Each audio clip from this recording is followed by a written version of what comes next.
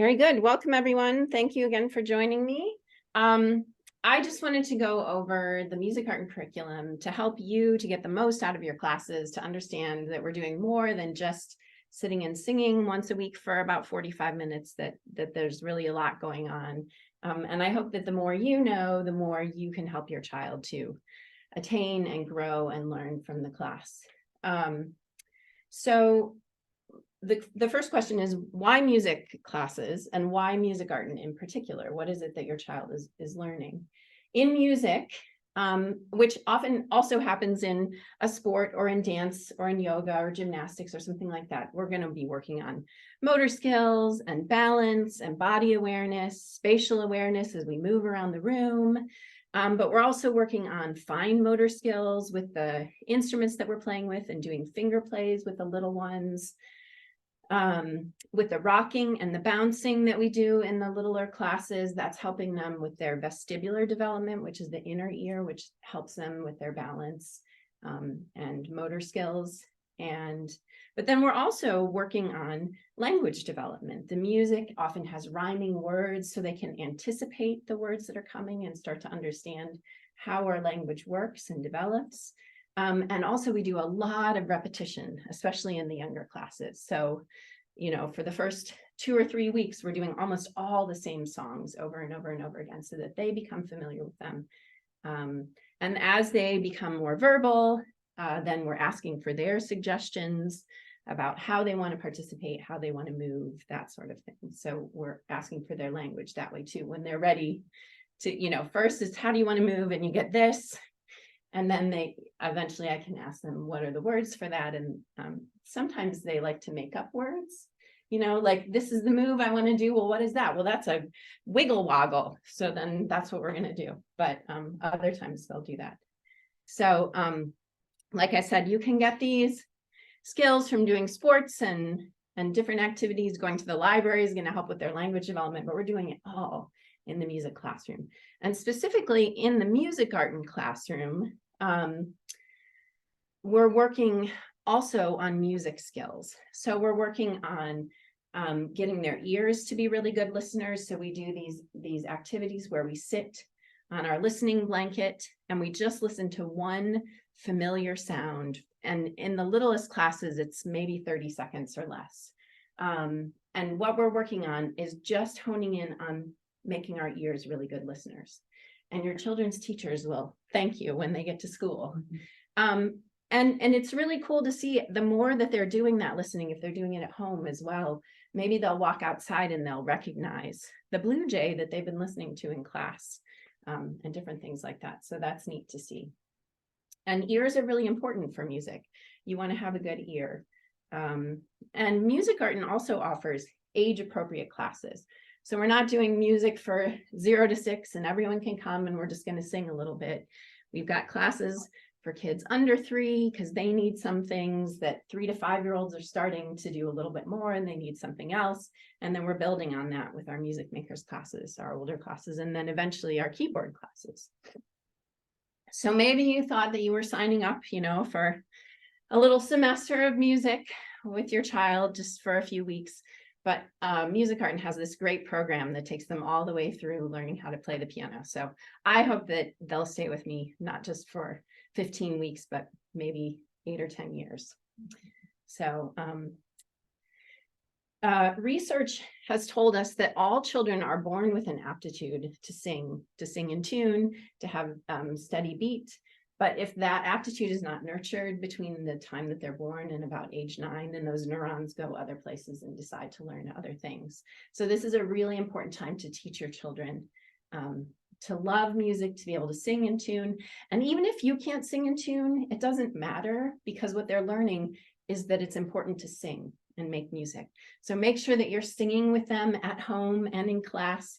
Even if you can't carry a tune in a bucket, they are going to. I've had parents who are completely tone deaf singing along to their kids in a totally different key, but their kids come through this program and they're singing in tune because they have had that model of singing and making music.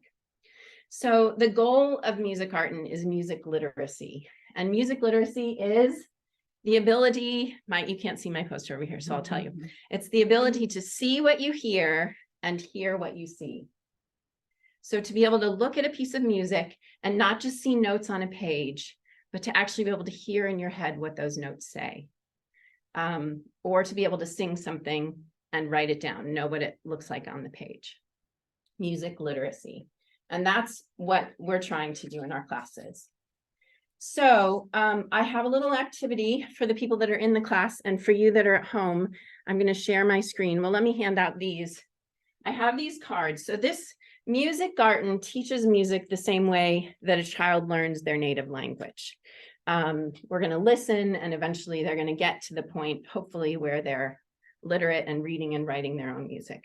So the first thing that I want to talk about is Edwin Gordon. We use his rhythm language, the do, day, do's, and the do, da, dee, do, da, dees. And he says that music can be learned just like a language can be learned. So these are 9 different cards about how humans acquire language. And your goal is to put them in order up here. This is not the first one. So you get to work a little bit as teams and see if you can figure out which order. There you go, you guys can do those together. And we're gonna just put them up here, sort of see which ones you think go first, second, all the way down. And I'm gonna show you on the screen what it is they're looking at, and you can try at home. Share screen. Okay. So just come on up, you can sort of start putting them up here so you can see what they are, and then you can kind of put them in order. So here at home, you can see that each little section has a letter, and your goal is to try and put them in order and see what the letter order is for the cards. So just give it a try, see what you can figure out. I think we might have the first. So okay, so maybe that, yeah.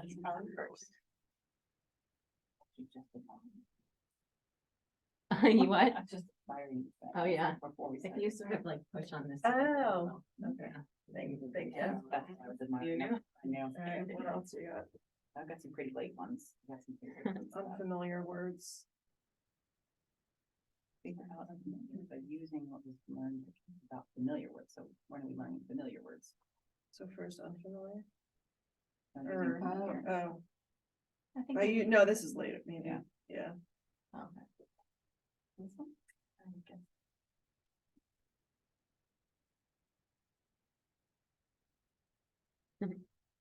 Well, so this is written stuff. So this is pretty weird. They're late. Yeah. I think it's also kind of. For average or person. Yeah. Do that. Actually. This is a phrase in a sentence.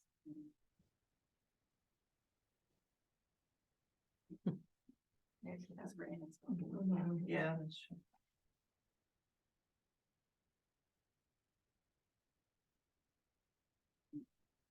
Now we have.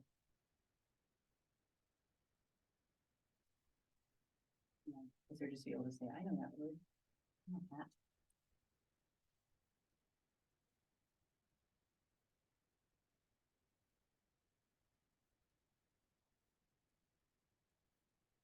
Yeah, and I go from unfamiliar to some, or familiar to sentence.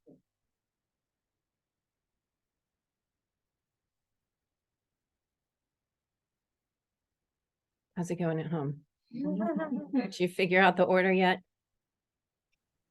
It kind of starts to spell something if you get it in the right order. So there's a clue, you know, the U goes after the Q, right?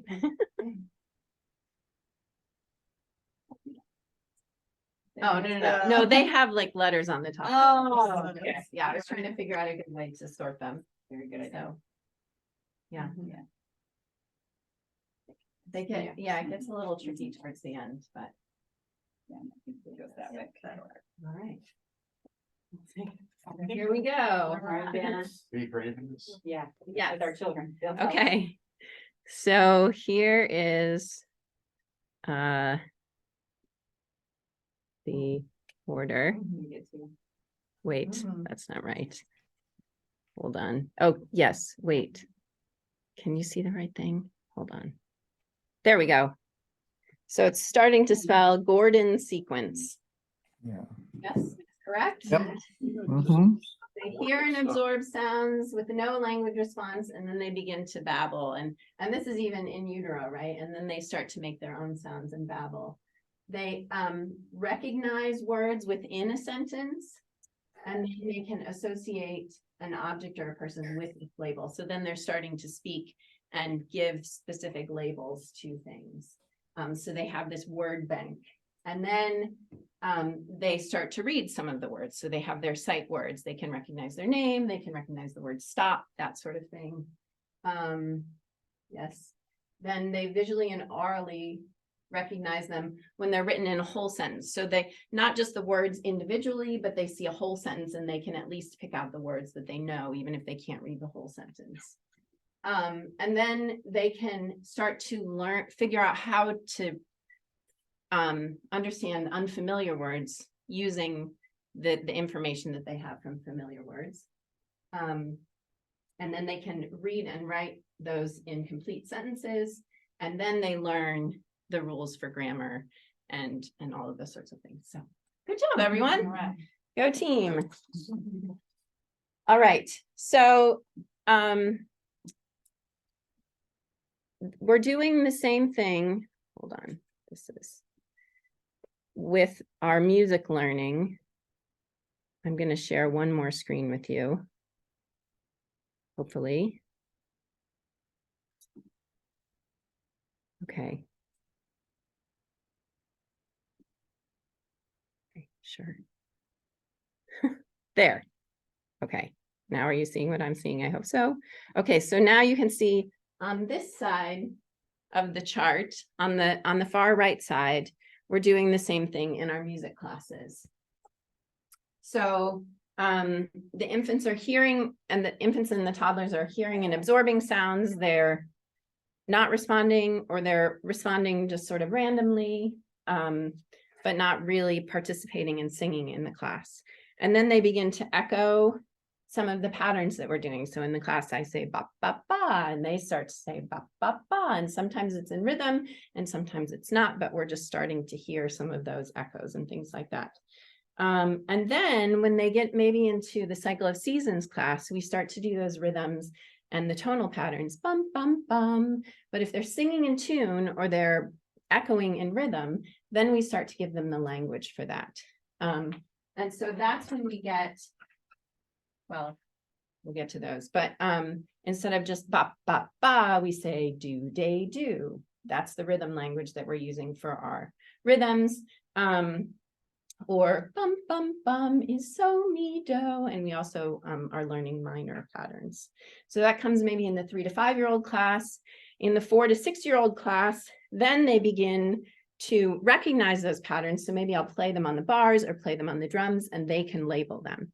So you hand your child an apple, they can say apple, you know, they know what it is. And they can hear it within the context of a song. So maybe we're doing a song that's in a duple rhythm pattern, and they can hear that ba, ba, ba within the song, do, day, do. And then we begin with some notation. So now, when we get to the music makers class, you can see back here that we have these cards that we start to use. So these are our sight words here. These are our triple patterns. Do, da, dee, do, da, dee, do, da, dee. So this is the same thing we're doing in our toddler class. Ba, ba, ba, ba, ba, ba. But now they can hear it, they can name it, and they start to read and write them. And also duple patterns and really simple solfege. Do, mi, so. That's our Music Makers 1 class. In Music Makers 2, they start with more complex rhythms and tonal patterns. And the other thing that we're doing in Music Makers 2 is visually and orally recognizing a familiar pattern within the context of a written song. So we have this song, Mouse, Mousy in the Housey, that they really love to sing and play with. And we can take our little viewfinders and be musical investigators and we can look for so me do in that song. And there it is right there. So now we're looking at this whole page of music, which before just looked like a bunch of note heads.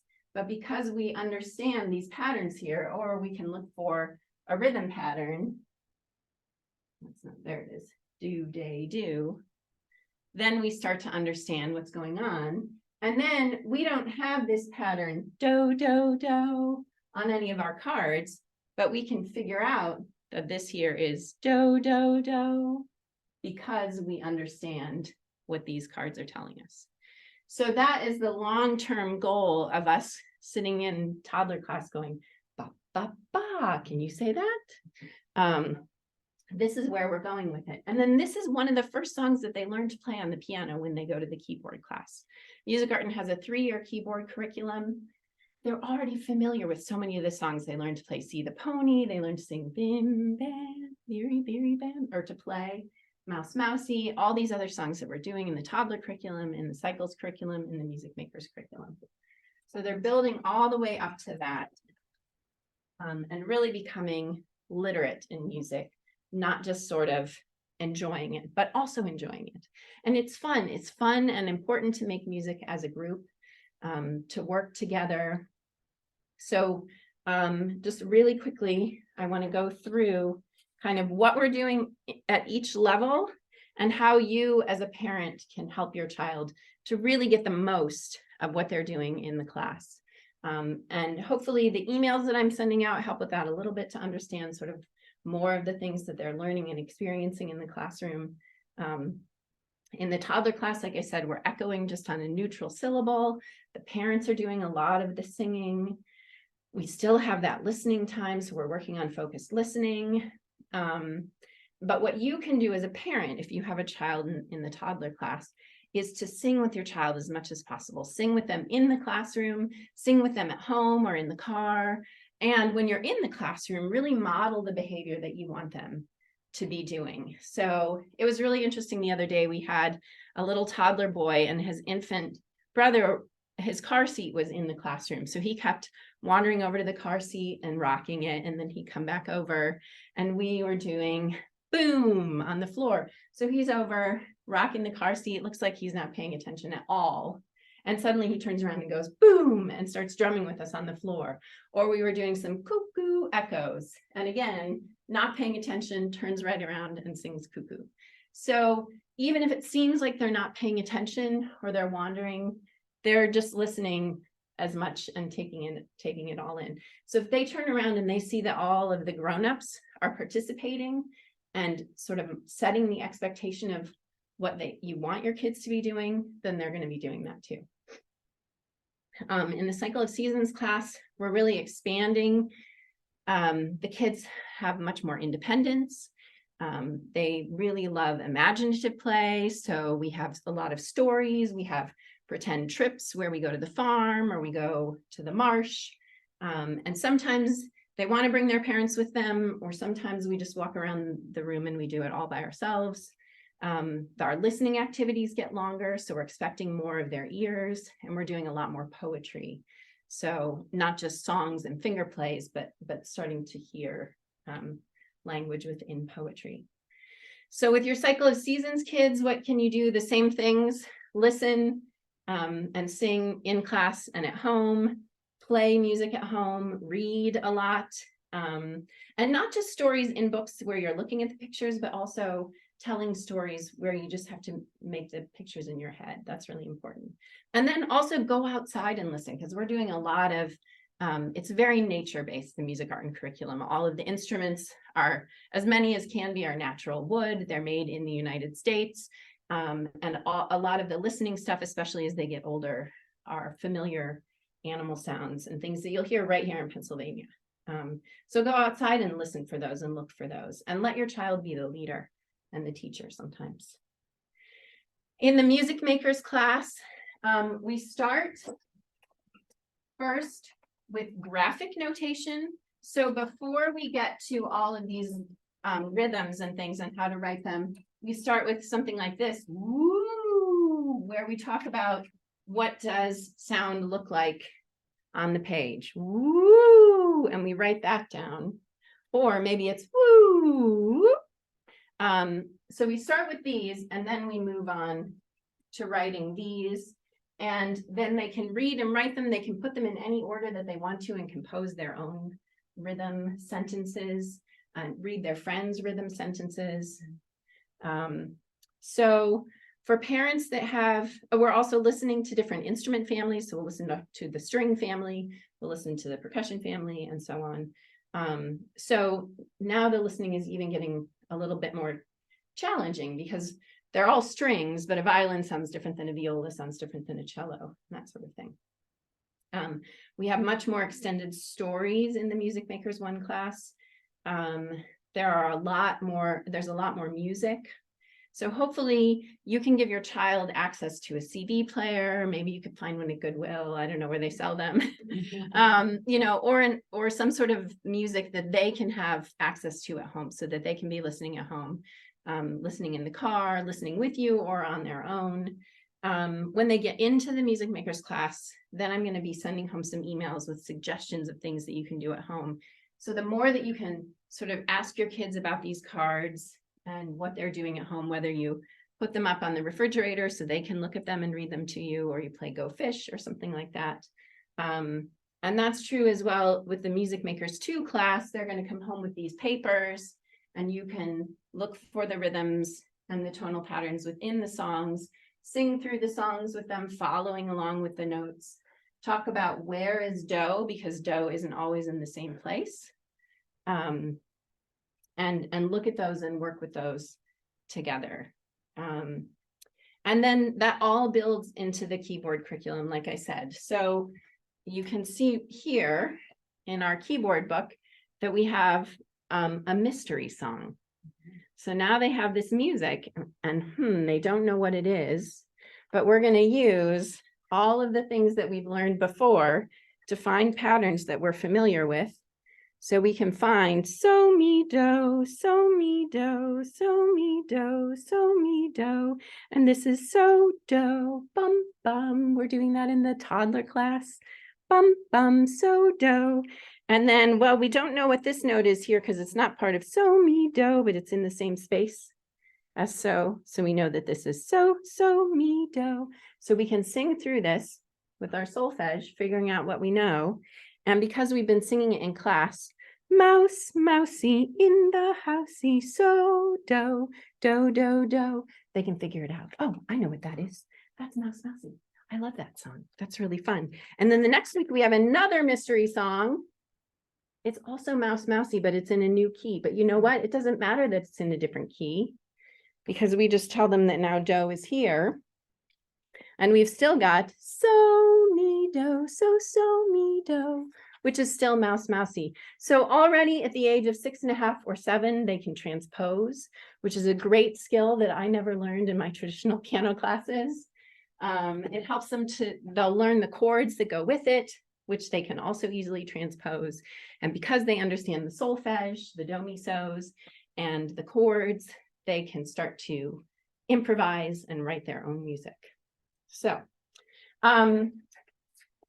just a couple of really quick, things to know about classes. As we get closer to possible snow, sleet, rain, that sort of thing, we always have one makeup class in our schedule.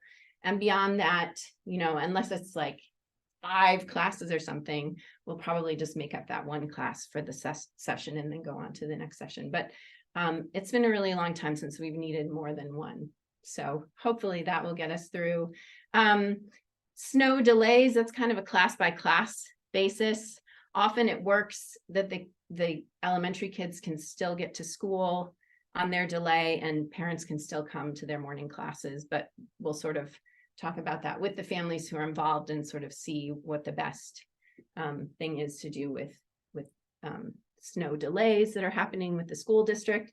If the school district cancels in the morning, then our morning classes are going to be canceled. Sometimes it still works to do our afternoon and evening classes. So just sort of watch your email and sometimes those will happen, or vice versa. The kids will go to school, but maybe they'll have an early dismissal and we won't have afternoon classes. you are welcome to bring siblings to class. If they have a no school day, just let me know. But, you know, or if you have family visiting or something like that and you want to bring them. Also, if your child misses a class because they were sick, a lot of our classes have multiple days and times, or if you're traveling, so you can do a makeup on another day for a lot of the classes. So that's Music Artin. I would love if anyone has any questions, anyone or anything about the program. I do have a question. Yes. Just to recapture what you're saying, like Theo is at cycle season right now, and the next step should be the music makers. And then like by what age we should start to think about the piano class? I mean, like I asked you this question multiple times. I know I'm just That's like, okay. That's a great question. So the Music Artin curriculum specifically goes through the Music Makers 1. I generally recommend that your child is about 4.5 to start that, and then 5.5 for Music Makers 2, so that they're starting, sorry, my child is texting me, so that they're starting the keyboard curriculum at around 6.5. And that seems to work really well because by then their fingers are ready to move independently. Maybe they're a little bit, they have a little bit more of a reach, so they can reach those keys a little bit more easily. But, you know, there are, Music Academy also offers classes for kids. So if you are interested, maybe instead of doing piano, if you would like to do guitar or violin or cello, sometimes the Suzuki curriculum starts a little bit younger. The thing that I really like about the Music Artin curriculum is that they're learning the piano, the keyboard in a group class. So we're still dancing and singing and playing games. And because they're learning the solfege, they can, like I said, they can transpose and improvise and make their own music. But I really like the group aspect of it. So it depends on you as a family, you know, what it is that you're looking for and how you want your child to study. If they're moving through the Suzuki curriculum or just a private teacher, maybe they're going to move a little bit more quickly, or they'll move specifically at your child's pace. If they're in a group class, it's more about making music as a group, and you know, things are introduced, and if they don't quite get it the first time, it's going to come back and they're going to get it the next time. So 6.5 or 7 is when I recommend starting keyboard lessons. so is that a myth or a truth that I heard people talking about starting early, like 3 and 4 years old? So that's not, it doesn't matter, right? Yeah, I mean, some Suzuki programs will start at 3. The Suzuki violin teacher here has said to me, you can start your child at 3 if they're ready and you're ready for that. But often if you start them at 3 or if you start them at 5, they're going to be the same place when they get to age 6, because they just move much more slowly when they're younger. So you absolutely can start them younger, you know, and if they're really excited about that instrument, and that's where you want to be going with them, then you can start at a younger age. But I think even the Suzuki teachers here recommend at least, you know, age 4 or 5 to get started. Yeah, that's good to know. I mean, like I don't want him to be an expert in any way, but just like have him prepared and love music in the future. I have 0 music literacy. That's why I'm not in most of the class as well. Yeah. But thank you. Yeah, I'm happy to take other questions if you want to stay, or, you know, whatever. Please take some muffins as you go. But if you need to go, that's fine too. Thank you so much for your time. I really appreciate it. Thank you, everyone. Any other questions or comments or? No? All right. Thank you, everyone, for your time. Thank you, Miss Betha. Thank you.